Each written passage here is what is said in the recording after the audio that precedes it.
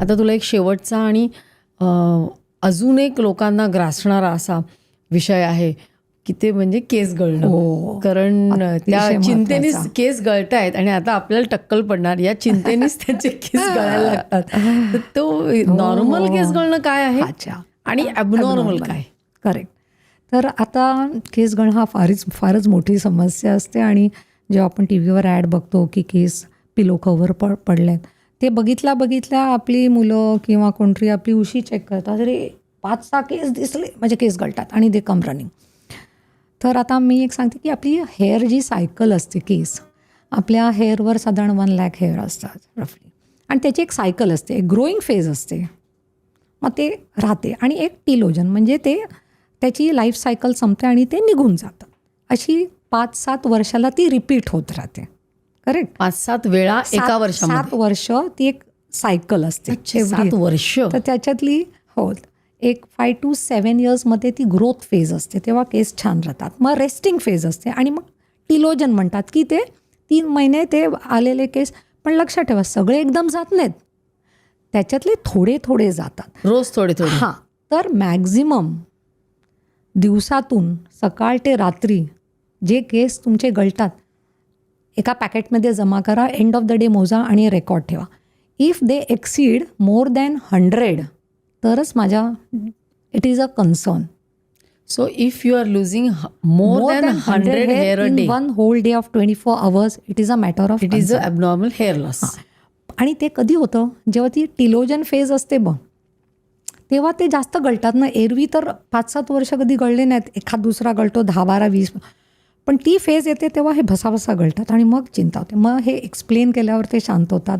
7 दिवसाचा मला रेकॉर्ड देतात, कधी 50 केस, कधी 60 केस, मग त्यांना ते एक्सप्लेन केल्यावर शांत. पण अशा वेळेला आपण काय करूया ना, त्यांना सप्लिमेंट्स द्यावे लागतात, कारण ॲट द सेम टाईम नवा हेअर ग्रो होत राहतो. म्हणजे एक असा निघाला ना तर त्याच्या मुळात दुसरा केस येतो, हेअर क्वांटिटी रिमेन्स सेम. मग त्याचं पोषण करायला तुम्हाला व्यवस्थित बॅलन्स्ड फूड खावं लागते, विच इन्क्लूड्स व्हेजिटेबल्स, म्हणजे प्रोटीन्स, आयर्न, झिंक, बायोटीन, हे सगळं. आणि नाही खाता आलं तर एक्सटर्नल गोळ्या असतात. त्याला स्कॅल्पची काळजी घ्यावी लागते, 1 or 2 in a week जरा ऑइलिंग करा. तर हे झालं फिजिओलॉजिकल. आता कमिंग टू अदर कॉजेस, म्हणजे आता तुम्ही पाहिलं असेल कोविडमध्ये ज्यांना कोविड होऊन गेलं त्यांचे केस खूप गळायला लागले. तर कुठलंही chronic infection, typhoid, malaria, chronic illness, त्याच्यामध्ये काय होतं, आपले हेअर रूट्स असतात ना त्यांना एक झटका लागतो. काय होतं, बिकॉज ऑफ इलनेस ते श्रिंक होतात आणि ते गळतात. पण अगेन आजार बरा झाला, पोषण मिळालं की ते परत त्यावेळेला तुमचे केस जास्त जातात. पण ते कारण आपल्याला माहीत असते. ते म्हणतील मला ना 2 महिन्यापूर्वी ना टायफॉईड झालेलं आणि आता माझे केस गळायला लागले असं. किंवा काही काही गोळ्या असतात कुठल्या तरी कारणासाठी, त्याचे साईड इफेक्ट्स पण केस गळतात. कधीकधी आतमध्ये ऑटोइम्युन डिसऑर्डर्स असतात, थायरॉईड प्रॉब्लेम असतो, ॲनिमिया असतो लोकांना, SLE असते, असे अनेक आजार असतात, त्याच्यामुळे पण केस गळतात. Thyroid is a very common cause. आणि नंतर एक्सटर्नल कॉजमध्ये आपण जेव्हा हेअर स्टायलिंग किंवा म्हणजे तुम्ही स्ट्रेटनिंग करता किंवा कलर्स करतात, तर त्याच्यामध्ये डायरेक्टली हेअर लॉस होत नाही, पण जर स्ट्रक्चर ऑफ द हेअर असते ना, स्ट्रक्चर ते डॅमेज होते. तर काही काळापर्यंत काही त्रास होत नाही, पण हे प्रोसेस रिपीटेड करत राहिलो ना तर तो structure of that hair gets damage आणि मग तो हेअर लॉस चालू होतो. तर हे एक्सटर्नल फॅक्टर्स झाले. तर हे झाले जनरलाइज्ड हेअर लॉस. कधी कधी असे छोटे छोटे चट्टे पडतात, त्याला ॲलोपेशिया एरियाटा म्हणतात, आणि हे खूप कॉमन आहे मुलांच्यामध्ये. तर त्याच्यामध्ये 3-4 कारणं आहेत. एक म्हणजे इडिओपॅथिक, त्याला काही कारण नसते. दुसरं म्हणजे त्या फॅमिलीमध्ये एटोपी असते. एटोपी म्हणजे ॲलर्जी असते, अस्थमा असतो, कंटिन्युअस शिंका असतात, अंगावर पित्त येते. तर त्यांच्यामध्ये आम्ही पाहिले हे छोटे छोटे ॲलोपेशिया एरियाटाचे चट्टे असतात.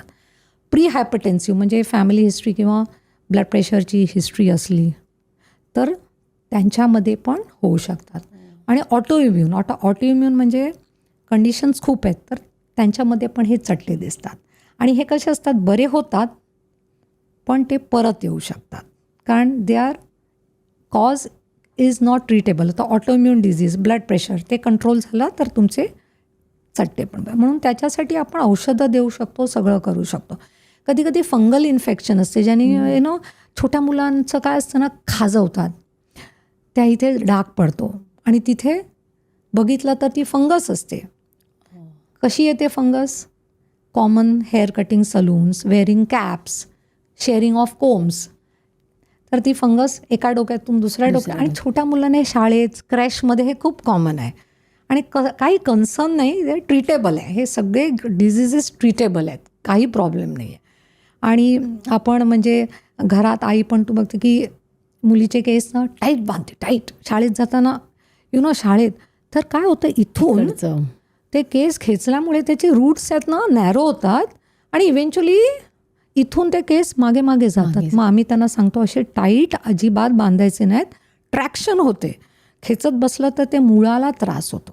लूज हेअरस्टाईल करा, पोनीटेल एकदम टाईट बांधतात, तेल लावून शाळेत जाताना 2 वेळा एवढ्या टाईट घालतात की त्या 2 दिवस पण खराब होत नाहीत, एवढे टाईट केस बांधायचे. तर ट्रॅक्शन ॲलोपेसिया इज अनदर थिंग. आणि मग 35-40 इयर्स नंतर पॅटर्न बॉल्डनेस येतो. म्हणजे मेल्समध्ये इथून रिसेशन होतं आणि मग इथे, आणि ते हेरिडिटरी पण असू शकतं. आणि फिमेल्समध्ये केस विरळ होतात. तर ते हार्मोन रिलेटेड असतात की आपलं हार्मोन्स असतात ते चेंज होतात या एजला, आणि त्याच्यासाठीही ट्रीटमेंट आहे व्यवस्थित. पण एवढंच की ती ट्रीटमेंट रेग्युलरली केली पाहिजे. ही क्लिप शेवटपर्यंत बघितल्याबद्दल खूप खूप धन्यवाद. संपूर्ण एपिसोड बघण्यासाठी खाली दिलेल्या लिंकवर क्लिक करा आणि सर्व काही चॅनलला सबस्क्राईब करायला विसरू नका.